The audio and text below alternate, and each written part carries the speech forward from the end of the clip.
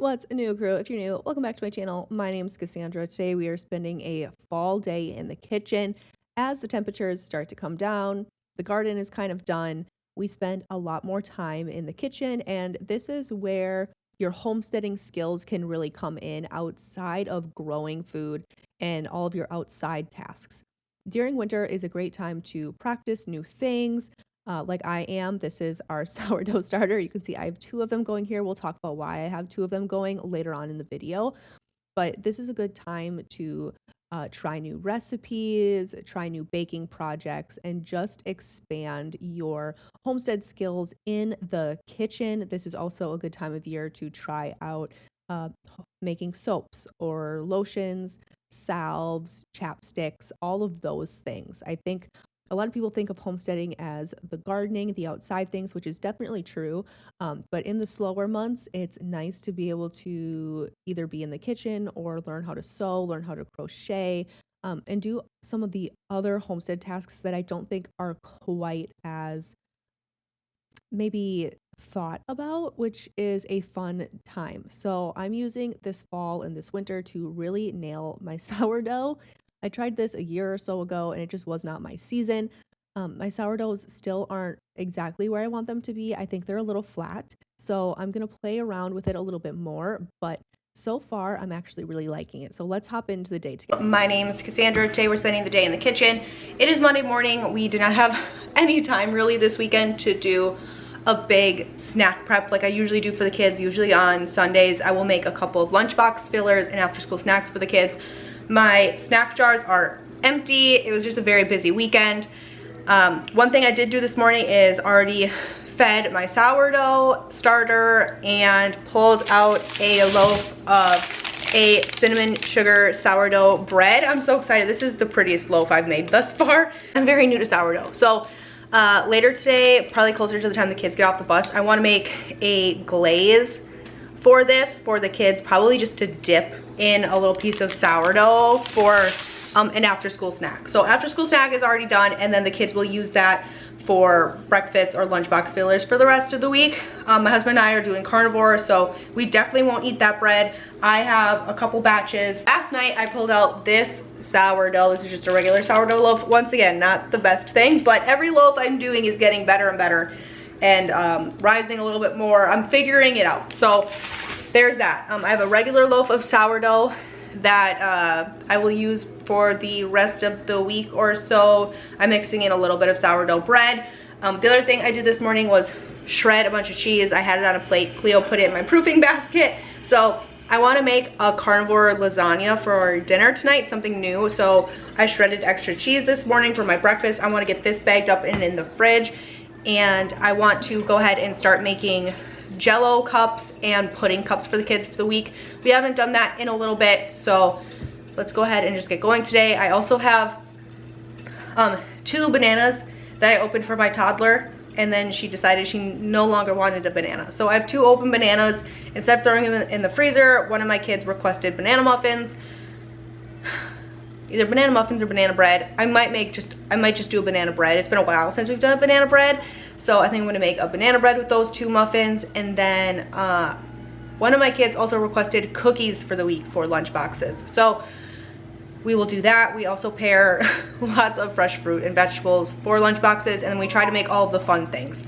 So that's what we're gonna do today. That's kind of on my to-do list.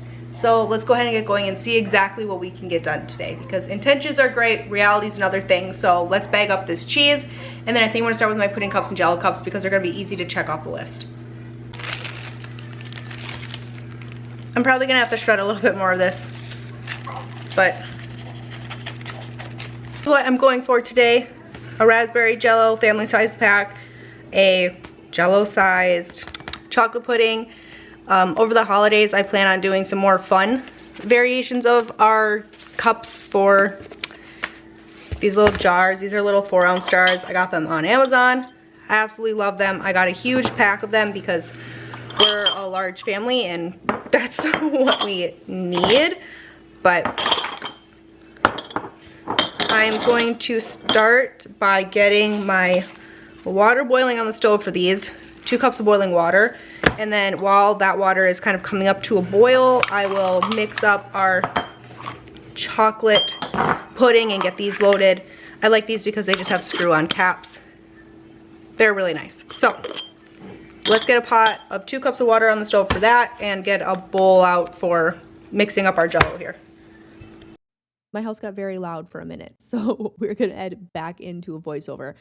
I am going to be making the pudding and the Jell-O. The reason I love these so much is A, because my kids love them, and B, because they are so ridiculously simple. And doing this right here saves me so much money. If I were to buy those pudding packs from Walmart or something, I looked them up recently. I think a 12 pack is like $6 or $7 when I can easily make, you're gonna see, I'll make 12 here. I think I make more than 12. And with the cost of the milk and my powder, it's probably like $4. So I'm saving quite a bit of money. And if you're doing that all the time, over the course of time, it's going to save you so much money. So it's simple. Eventually, I would love to get to the point where I'm making like homemade pudding. And a good example of maybe I have the time to figure that out this winter while we're inside and I'm not spending any time in the garden or outside really. So maybe that's a skill we can work on over this winter. Same with Jell-O. I actually did get some gelatin and I'm going to try to make homemade Jell-O with just gelatin and 100% fruit juice. So keep tuned for that. Because I was making so many sweet treats, I decided I also wanted to prep some carrot sticks. It's also about the end of the month here. I think at filming of this, I only had a couple days left, like 3 or 4 days. So I wanted to clear out my fridge, and a good portion of that is using up old fruits and vegetables that are in there. Towards the end of the month, it's pretty rare that I'll have excess amounts of fruit, but I did have a decent amount of whole carrots left, which was great. So I decided to just prep these for the week as well. Really simple, by just shredding and chopping these into sticks, putting them in Ziploc bags. They'll be ready to go for the kids to grab. My kids don't dip them in ranch or anything. We like them just as is. I'm realizing that I have no butter. So I can't make cookies and I can't make the banana bread. I mean, maybe I could. This is what I have for butter. Let me show you. This box here of little tablespoon sized portions of butter.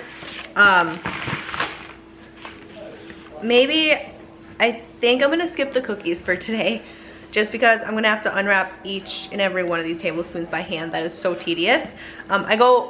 We are once a month grocery shopping. I've used the same amount of butter for years and years and years, but over the last 3 days, my husband and I did carnivore, and we went through a lot more butter, like a lot more butter. So I only have 1 stick left to last me the next couple of days. Of course, I could go and pick up a thing of butter. I definitely could, but because I go grocery shopping in a couple of days, I'm just gonna be sparing on my butter and not have to make an extra trip to the store. My husband and I have started using like beef tallow and things instead of butter, so we're not going through as much. At least we shouldn't next month, but I do really want to use up those bananas, so I think I am going to look up a banana bread recipe and at least get a loaf of banana bread in for the kids, and then once again they'll use those for lunch boxes if they do so choose, or breakfast, after school snacks. To be very honest, my kids love banana bread, so it might not even last the rest of the night tonight. I don't know. What's up, Berta? You want something else? Do you want a different one? Okay, hang on, Mama's coming. Alright, we're gonna pull out the KitchenAid over.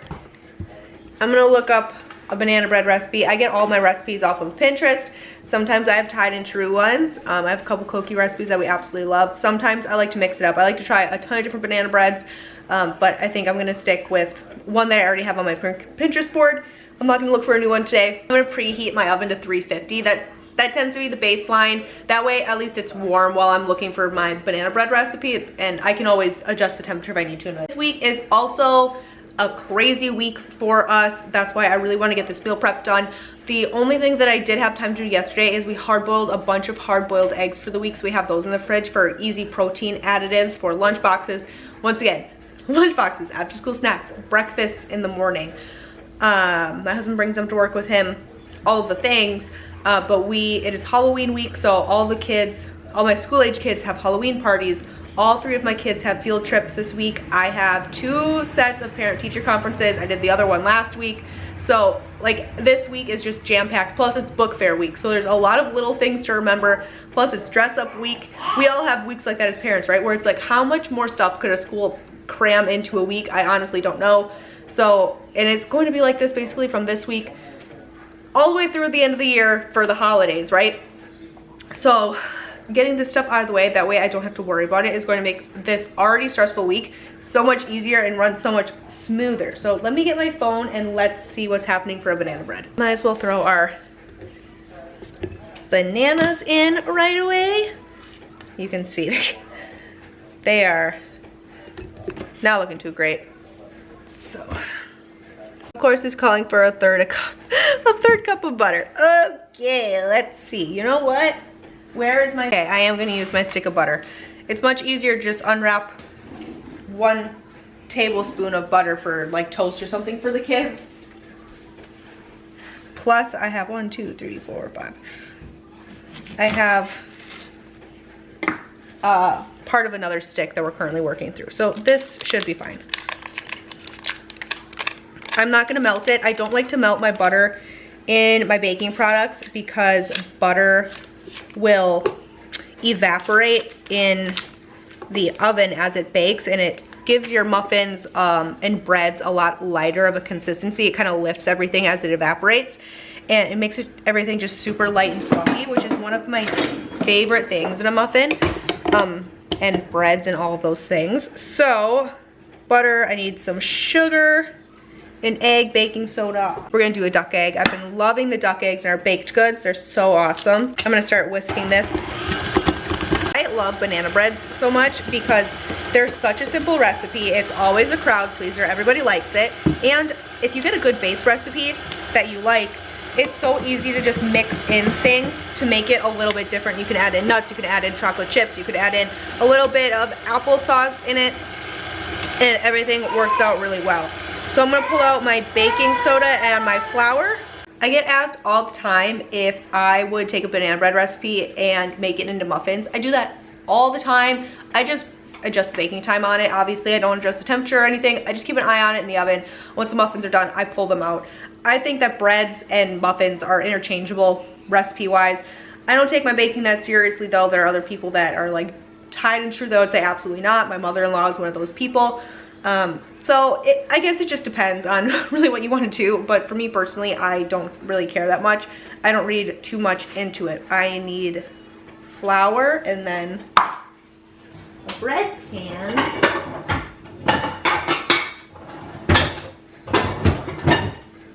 And I'm gonna spray this right away so I don't forget. Because I will. That is a step I always forget.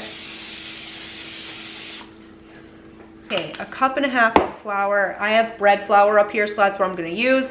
All purpose, all the same. Doesn't really matter, throw your flour in. Right, sourdough. I've just been keeping my 5-gallon flour bucket up here for my bread flour, and it just keeps getting pulled around. So I'm always like looking in the corners where someone would have put it to figure out where the heck it is right now. I took a break while the baby napped and scrubbed my floors, so I was pulling it all around us, moving it out of the way while I was scrubbing floors from room to room to room, keeping it out of the way. And naturally, my floors are freshly scrubbed. We're gonna come in the kitchen and get flour all over it. So it's just, it's the natural order of things, I guess. Alrighty, let's see. So this does bake at 350 for about 40 minutes. So we'll keep an eye on it and see how it goes. Once my banana bread is out of the oven, I like to pour hot butter over it and sprinkle it with cinnamon and sugar, so you get that cinnamon sugar crust on top. That's how we really like it. It's so good. But this time, because I'm short on butter, I am just going to leave it as is, and as the kids are cutting a piece off, they can spread a tablespoon of butter on it and sprinkle it with extra cinnamon and sugar if they feel that way. Some of my kids don't want the extra cinnamon and sugar, but it is definitely that time of year for all of those flavors, right? The nutmeg, and so delicious. You could also easily double this recipe and throw one in the freezer for a really busy week like I'm having. I don't really, oh, you know what? I have cookie dough balls in my freezer that we made a couple of weeks ago that I completely forgot about. Oh, that could work. I think that's what I'm gonna do. I'm gonna go pull out some of those cookie dough balls that I have in the freezer. This is just another real world example of how doing a little bit of meal prep, making those convenience items that we did a couple weeks ago, comes in handy for situations just like this. It's not often that I miscalculate on my groceries because I've been grocery shopping the same way for 10 years, once a month grocery shopping. But sometimes I'm a little off. Okay, you got it? You want a piece of bread? You want some bread? It hurted your belly. Do you want any jelly or do you just want peanut butter? Okay, I ran out to the garage because I had a bag of, these are M&M cookies that we made a couple weeks ago together. I'm not gonna make a ton, I don't think. That's why I only pulled out a smaller cookie sheet. Per usual, I'm doing other things in between things. So laundry, playing with the kids, scrubbing bathrooms. That's what I've been doing in between rotations here. I just pulled our banana bread out of the oven and put our cookies in the oven. And that's pretty much it for today. We're gonna be ready to go. So we got Jellos put in the fridge, puddings put in the fridge, which is great. The kids haven't had those in so long, so they're gonna be really excited about those. Also got some sourdough bread happening, fed our sourdough starters. Later today I will probably, if my starters are ready, I will shape up another loaf or two. I know I didn't talk about this earlier, but the reason I have 2 sourdough starters is I started one starter and then separated some of that starter into a smaller jar.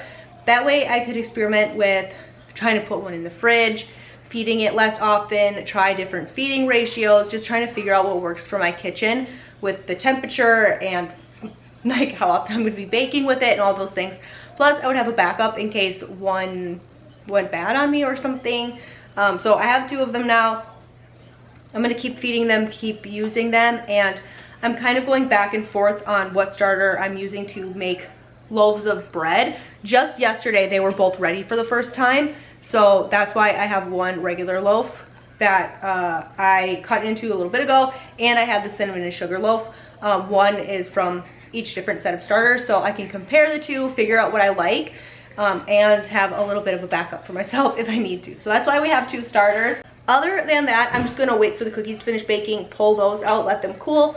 I will place everything, either the banana bread, I'll just wrap in tin foil. My cookies, honestly, probably won't last. That's why I only made a couple. If I only have a couple, the kids will just eat that. Usually they'll have that for an after school snack. Maybe they'll have put one in their lunchbox for tomorrow, and I can just keep making cookies fresh off of my freezer dough balls every couple of days for them. So I'm feeling pretty good about today. Thank you guys so much for taking time to hang out with me today in the kitchen, doing some kids school and just kids meal prepping. I hope wherever you are, you're having a fantastic day, and I'll see you guys in another one.